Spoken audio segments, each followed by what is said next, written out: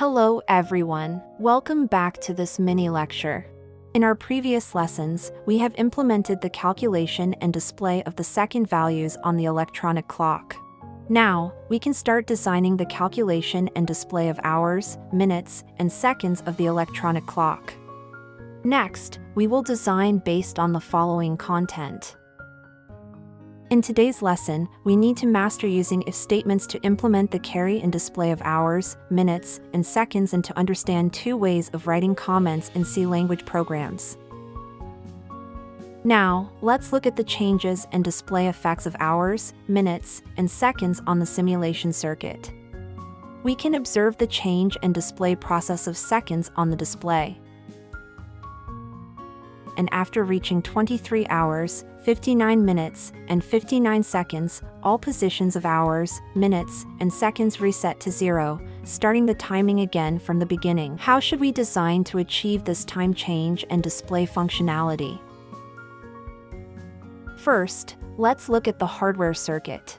We draw a simulation circuit diagram according to the actual circuit of the circuit board, which is exactly the same as the circuit diagram for the dynamic refresh display of numbers in section 5.3.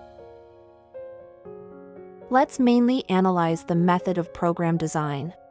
We need to first display an initial time on the digital tube with the hour, minute, and second values continuously calculated through the interrupt function. Using a dynamic refresh display method, we periodically refresh the values in the buffer array and send them to the display port of the display.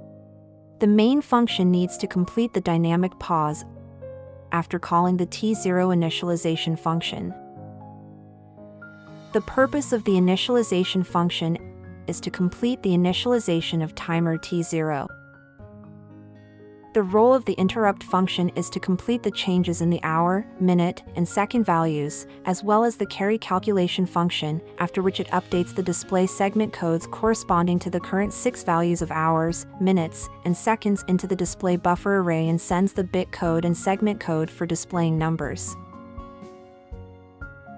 In programming, we need to define 5 variables. Secnum is used for counting 200 times every 5 milliseconds by the timer. The variable hour is used to store the hour value, initially set to 23. The variable minute is used to store the minute value, initially set to 58. The variable second is used to store the second value, initially set to 52. The variable count is used to store the number of the displays to be displayed, with the first one counted from the left set to 0, and it increases by 1 towards the right. This declares the T0 interrupt initialization function, indicating that it will be called in the main function. The main function and initialization function in this task have the same functionality as those in section 5.3 on dynamic refresh display of numbers, so they will not be repeated here. The T0 interrupt function enables the implementation of the function. Let's look at the specific program statements.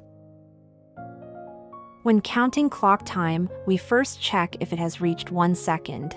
The second value starts counting, and when it reaches 60 seconds, it needs to carry to the minute value. When the minute value reaches 60, it needs to carry to the hour value. After counting up to 24 hours, it needs to be reset and start counting again. We can use multiple if statements for nesting to determine the count values. Note that when there are multiple execution instructions in an if statement, they should be enclosed in curly braces. As shown in the figure, the statements from line 25 to line 44 of the program are used for this purpose. Finally, after finding the display segment codes for the high and low digits of the hour, send them to the display buffer to update the values of dis_buffer 0 and dis_buffer 1. Similarly, send the display segment codes for the high and low digits of the minute and second values to the display buffer to update their values. Next, use the right shift method to send the display bit code to P2. Check the display segment code in the display buffer array. Send it to P0. and then add 1 to the display number stored in count. If it has reached 8, it means that the rightmost display has been displayed, so reset count to 0 and prepare for the next display. Here we add a knowledge point. The writing of comments in programs. When writing programs, to improve readability, you can add comments that will not affect the operation of the program.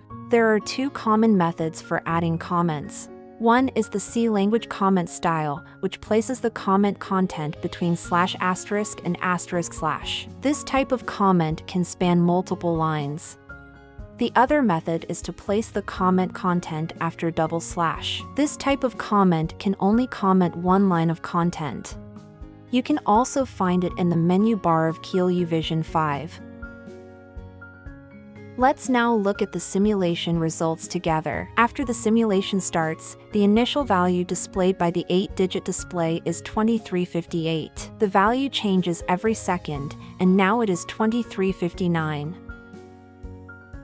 After counting up to 59 seconds, all values reset to 0, thus achieving the change of time on the electronic clock. In this lesson, we have primarily learned how to use if statements to implement the carry and display of hours, minutes, and seconds, as well as 2 methods for writing comments in C language programs. Through this lesson, not only have we deepened our understanding of the application of if statements in time processing, but we have also developed our ability to write effective comments in C language programming, laying a solid foundation for writing more complex and maintainable programs in the future.